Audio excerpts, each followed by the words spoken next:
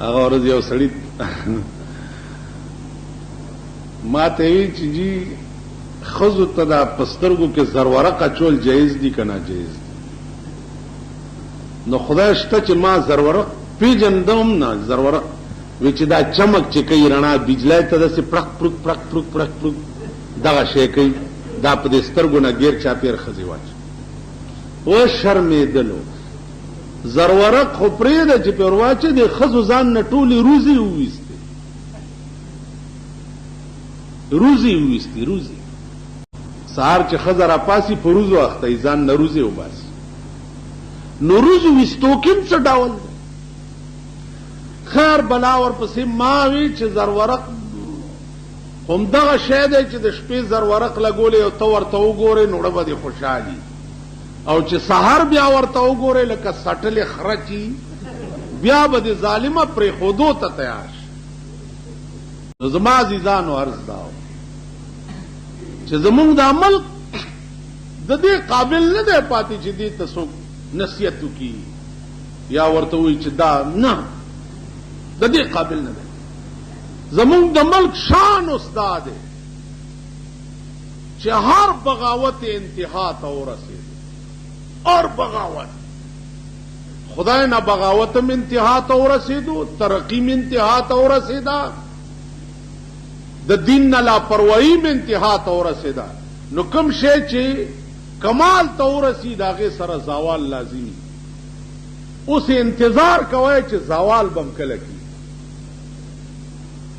او زوال به داسي چې نه به شپه وي نه به ورځي، او یو غړم به شي. غړم سره به رئیس دا ځمکه به ګورې چې ډاګې به غړم. دا معنا نه ده چې بم به خلاص شي، غړم دا معنا نه ده. غړم دا معنا ده چې آسمانی آفت به راشي او په سکنډونو کې به دنیا ختم شي، نام و نشان به. زما عزیزانو عرض مې دا و چې یو فطري حسن او یو بنوټي حسن. مولانا تانوی وایي چې فطری او بنوٹی حسن کے فرق دائی. نہ کچھ شوخی چلی باد صبا کی، نہ کچھ شوخی چلی باد صبا کی، بگڑ جانے میں زلف ان کی بنا کی. د دیہاتو جنکے چې سار کور کې جارو وهي، کچا کورونه یا ټولې ګردې په دې ویښتو کې ونښي، هوا پې راشي دا ویښته ورته ټول ګډ وډ کي او پراګنده یې.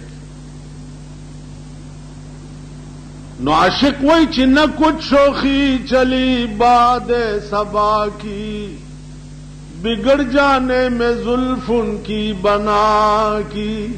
ویو د سحر بادا څه دې وکړه که زما د معشوقې په زلفو راوالوتې چې تا ورانې کې والله نور خوند دې پکې پیدا کړ. دا فطري حسن دې ته کیف متفق وایي. جوړ کړی حسن د هغې انجام دای چې مغه شی دی چې سبا یې ګورې بیا څه بله بلا ښکاري. نو عزیزانو عرض میں داو چې د دنیا جوړ کړي حسن د پاره ته 24 غنټې لګیا ہے او داغه ضرورت او مطالبات نشي پورا کوله. د چا چې فطری حسنی هغه د پاره به په دنیا کې یو ورځم څنی کړي حاصله به څنګه، حاصله به څنګه. علماء لیکي چې د جنت د خزو حسن بداسي وي چې اویا جوړې به درې خم واغستی او پاغي کې به په پندای کې دا مازغه ښکاری د باریکای به دا عالم خال به امام ترمذی او روایت نقل کړه خال به لګېدلې پتندي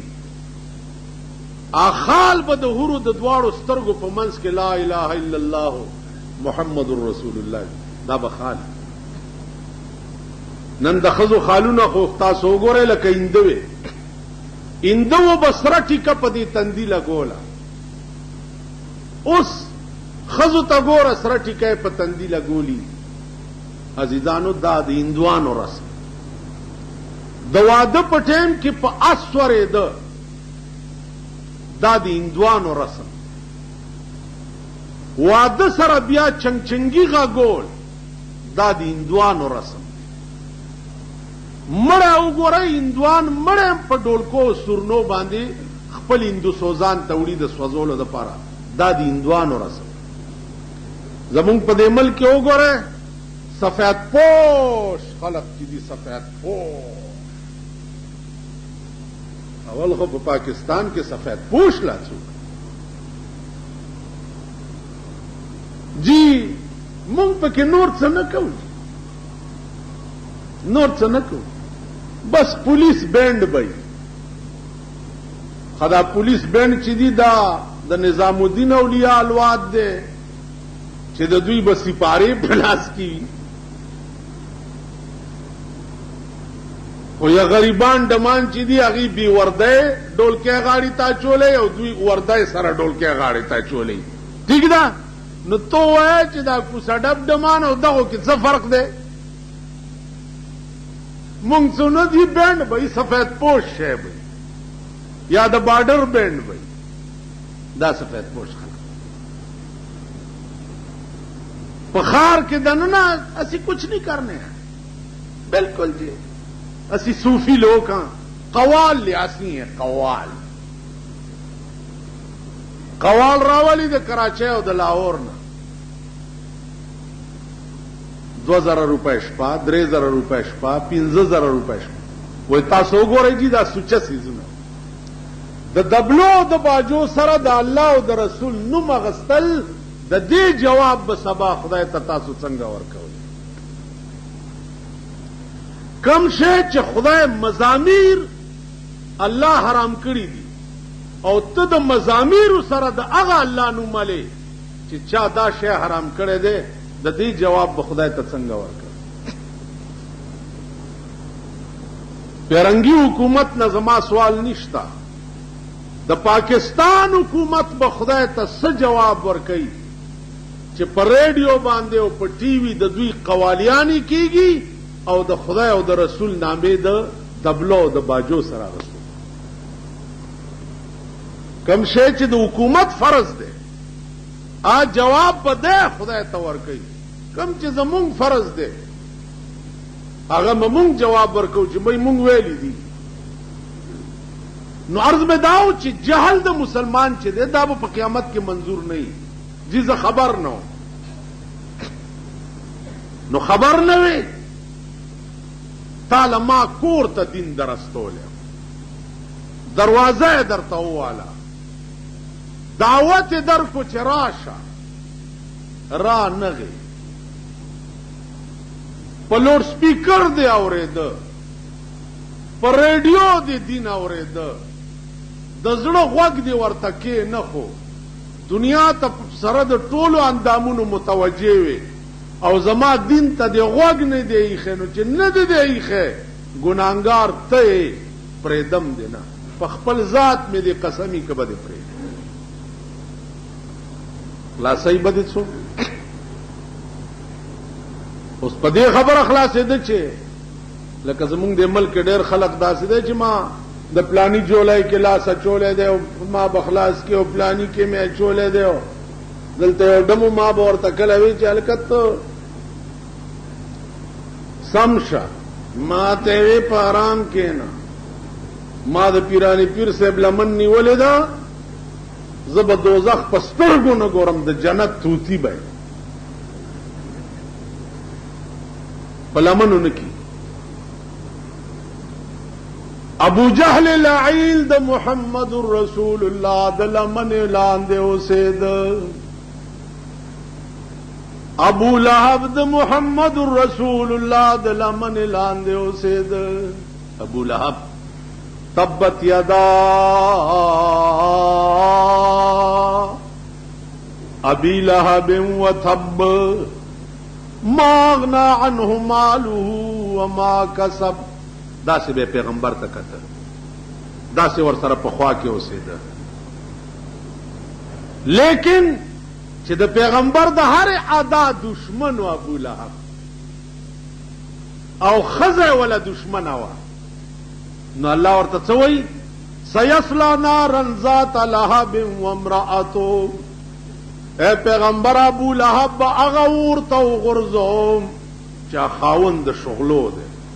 داسې اور دی چې هغه اور به حمله کوي.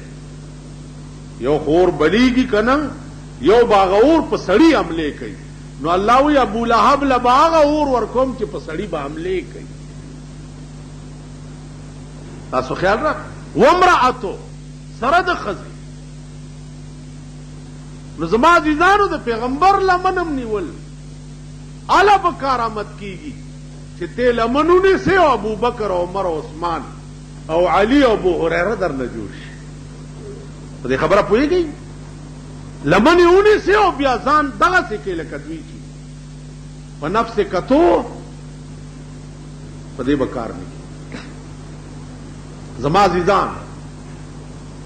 عرض میں دعو چې قرآن کې بل ځای کې راځي یا ایها الذین آمنوا ادخلوا فی السلم کافه ولا تتبعوا خطوات الشیطان. په ټول اسلام کې داخل شي ټول اسلام ومن ولا تتبعوا خطوات الشیطان. د شیطان د لارو اتباع مکوئ. بیگا ننئی ځای کې یو سړي مانه تپوس وکړو چې جی نور خو خدای فضل دی کارونه ښه کوو خو دغه ګناه کوو. ننئی ځای کې یو سړي مانه تپوس وکړو چې جی نور خو خدای فضل دی کارونه ښه کوو خو دغه ګناه کوو. نو دا ګیرې ته یې داسې ماله سخته غصه راځي چې یا په لاره روان یم او څوک رانه تپوس وکړي او یا چرته داسې ځای کې ناست یم چې مناسبت نه او مسلې تپوس وکړي نو غصه راځي ډېره سخت. ځکه چې دا سړیتوب هم نه دا دین دومره سپک شی نه دی چې ته نئی دکان کې به هم لګیا یې په دکانونو به لګیا یې او ځای کې به چرته جومات ته احترام مد نظر لاړ شو هلته تپوس دا نه چې ملا صاحب دا مسله څنګه ده تېر شه ملا صاحب بچیا تېر شه که نه دا د غوږ پیس کوي مو چې داسې پړتک یو ملا صاحب دا مطلب ملا ستا د ښځې ډولی لاندې راغلی دی په لاره روان دی ملا صاحب دا مسله څنګه ده. او د پاکستان کې دا قسمه خسکي چرګې بچي چې دي دا ډېر دي. دا اوس چې مالدار شوي دي دا د هندوانو لوښي به وینځل هندوانو بورۍ به وچتولې خیال دې راغی دا د هندوانو برتنمان چې دوی هم چې په لاره ځي خپل چال تېر دی د کارغه غوندې داسې داسې نو تېر شو ګډۍ بچیا سړیتوب تا کې نشته. پیسې خو خر سره نه خر د پاسم چې دی د پیسو خزانه انبار کنو خرم سړی پاکستان کې ډېر داسې دي چې خرونو باندې خدای پاک دولت انبار کړي. دولت خبرې د وقار کوا خبرې د ضمیر کوا. دولت بله خبره ده چې دولت پسې د خلکو ایمانونه خرڅېږي لګیا دي. تاسو وګورئ څومره دنیا نه بګیلي مړزان جوړ شو پیسو دپاره لاړ خپل ضمیر د پلار او د نیکه میشنونه یې پرېښوه او پیسو دپاره خرڅ شو.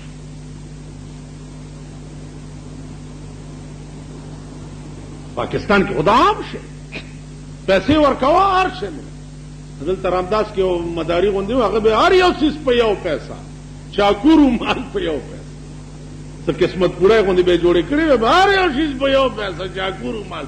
پاکستان کې هر یو شیز په یو پیسه پیسې داسې خوځوه هر څه به در پسې را روان. نو خبره دا ده چې ضمیر هم دنیا کې څه شی په لاره روانې داسې روانو سره کې یو بادشاه چې رواني د بادشاهانو پروا مه ده داسې ځه ما متعلق ډېر خلک داسې وایي دا متکبر دی غرور دی پکې غرور ما کې پڅه دی زه څه د بادشاهم چې ما کې غرور دی زه څه کروڑپتیم چې ما کې غرور دی زه صاحب جایګیرم چې ما کې غرور دی نه